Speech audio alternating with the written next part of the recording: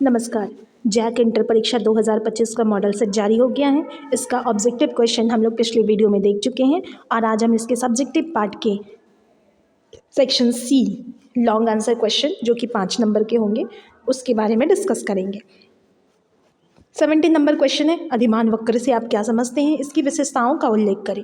What do you understand by preference curve, explain it characteristics of preference curve. Preference curve कुछ और नहीं indifference curve ही है, उदासीनता वक्र। तो ये जो कर्व होता है एक ग्राफिकल रिप्रेजेंटेशन होता है जो डिफरेंट टू गुड्स के अलग अलग कॉम्बिनेशंस को बताता है जिससे किसी कंज्यूमर्स को सेम सेटिस्फेक्शन मिलता है। अब इसकी विशेषताएं, इसका जो स्लोप होता है वो डाउनवर्ड होता है कुछ इस तरह से। जब हम लोग इंडिफरेंस कर्व बनाते हैं तो हम लोग क्या देखते हैं, इसका स्लोप डाउनवर्ड होता है। कभी भी इंडिफरेंस कर्व एक दूसरे को नहीं काटते, एक ग्राफ में जो अलग अलग इंडिफरेंस कर्व होते हैं एक दूसरे को कट नहीं करते, ये ऑरिजिन से कॉन्वेक्स शेप के होते हैं। इंडिफरेंस कर्व कभी भी एक्सिस को नहीं छूते। तो ये सारा इसका विशेषता है कि इंडिफरेंस कर्व कैसा होता है। नेक्स्ट क्वेश्चन है, हम लोग ग्राफ के रूप में भी इसको देख सकते हैं। नेक्स्ट क्वेश्चन है 18 नंबर, एक फर्म की कुल स्थिर लागत, कुल परिवर्तित लागत, कुल लागत क्या है और वे किस प्रकार संबंधित है। What are total fixed cost, total variable cost and total cost of a firm? How are they related? Total cost, किसी भी फर्म का जो टोटल कॉस्ट होता है वो टोटल फिक्स्ड कॉस्ट और टोटल वेरिएबल कॉस्ट का एडिशन होता है। किसी भी फर्म में प्रोडक्शन में 3 तरह के कॉस्ट आते हैं, TFC, TBC और TC। सबसे पहले TFC या कुल स्थिर लागत, ये वो लागत होती है जिस पर उत्पादन का कोई प्रभाव नहीं पड़ता है, ये उत्पादन के स्तर के साथ नहीं बदलता। अगर उत्पादन 0 है तो भी कुल स्थिर लागत कुछ ना कुछ रहेगी। नेक्स्ट है कुल परिवर्तनशील लागत, TVC।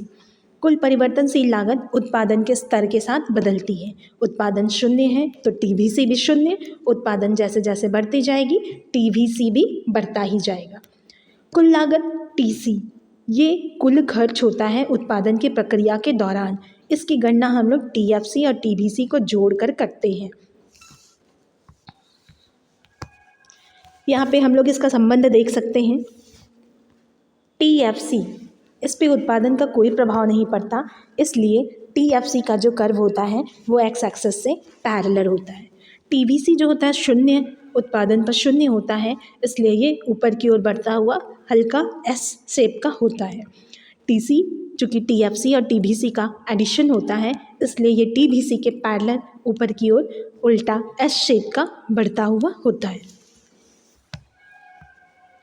नेक्स्ट क्वेश्चन है, distinction between market price and normal price. बाजार कीमत और सामान्य कीमत में अंतर। बाजार कीमत वो कीमत होती है जो एक्चुअल में बाजार में प्रचलित होती है और सामान्य कीमत वो कीमत होती है जो कि होना चाहिए, मांग और पूर्ति की शक्तियों के द्वारा निर्धारित होती है और ये होना चाहिए, लेकिन असल में ऐसा होता नहीं है। असल में जो प्रचलित कीमत होती है वो बाजार कीमत होती है। बाजार कीमत वस्तु की मांग और वस्तु की पूर्ति की तुलना में अधिक प्रभावित होती है और ये अल्पकाल में स्थिर पूर्ति के कारण होती है, लेकिन जो सामान्य कीमत है ये दीर्घकाल के लिए होती है और ये वस्तु की मांग और पूर्ति दशाओं के अनुसार समायोजित कर दी जाती है। बाजार कीमत अस्थायी होती है, ये बदलती रहती है, ऊपर नीचे होती रहती है, लेकिन सामान्य कीमत स्थायी होती है। बाजार कीमत पर किसी उत्पादक को एबनॉर्मल प्रॉफिट, नॉर्मल प्रॉफिट या लॉस, तीनों में से कुछ भी हो सकता है, बट नॉर्मल प्राइस में उत्पादक को केवल नॉर्मल प्रॉफिट ही होता है। मार्केट प्राइस या बाजार कीमत वो है जो एक्चुअल में बाजार में चल रही है, लेकिन नॉर्मल प्राइस वो प्राइस होती है जो कि होनी चाहिए, काल्पनिक होती है, लेकिन ऐसा होता नहीं है रियल में कि ये प्राइस मार्केट में देखने को मिले। मार्केट प्राइस में फ्लक्चुएशन आता रहता है, उतार चढ़ाव आते रहते हैं और ये बाज़ार की सामान्य कीमत के ऊपर नीचे फ्लक्चुएट होती है, लेकिन जो सामान्य कीमत होती है वो स्थिर रहती है, इसमें कोई भी फ्लक्चुएशन नहीं होता। सेम आंसर आपको इंग्लिश में भी प्रोवाइड किया गया है। Next question, question number 20, GDP से राष्ट्रीय आय की गणना आप कैसे करेंगे, व्याख्या कीजिए। How will you calculate national income from GDP। GDP क्या है, gross domestic product. National income क्या है, नेट नेशनल प्रोडक्ट। तो GDP से NNP पे जाने के लिए हम लोग क्या करते हैं, GDP से NNP, मतलब हमें यहाँ नेट से ग्रॉस से नेट की ओर जाना है तो सबसे पहले हम लोग डेप्रिसिएशन को माइनस करेंगे। उसके बाद डोमेस्टिक से नेशनल की ओर जाना है तो हम लोग net factor income from abroad को प्लस करेंगे। विदेशों से प्राप्त शुद्ध साधन आय को जोड़ देंगे तो हम लोग राष्ट्रीय आय की ओर जा सकते हैं। अब इसी चीज़ को यहाँ पे आपको लिख करके बताया गया है।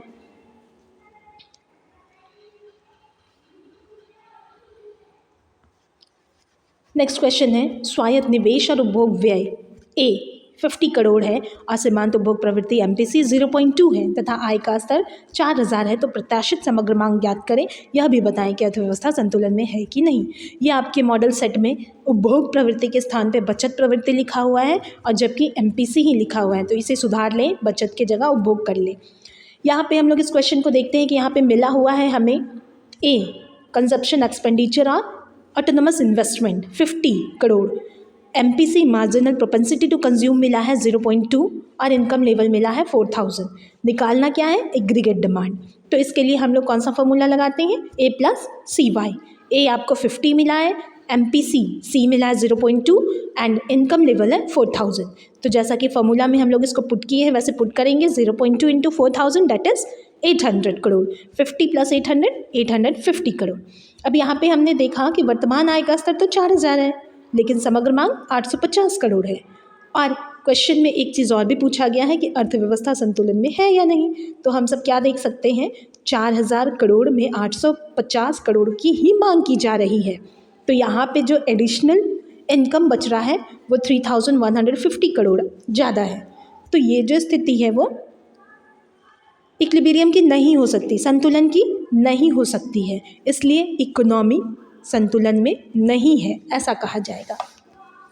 Next and last question, what is money? Explain the function of money. मुद्रा क्या है? मुद्रा के कार्यों का वर्णन करें।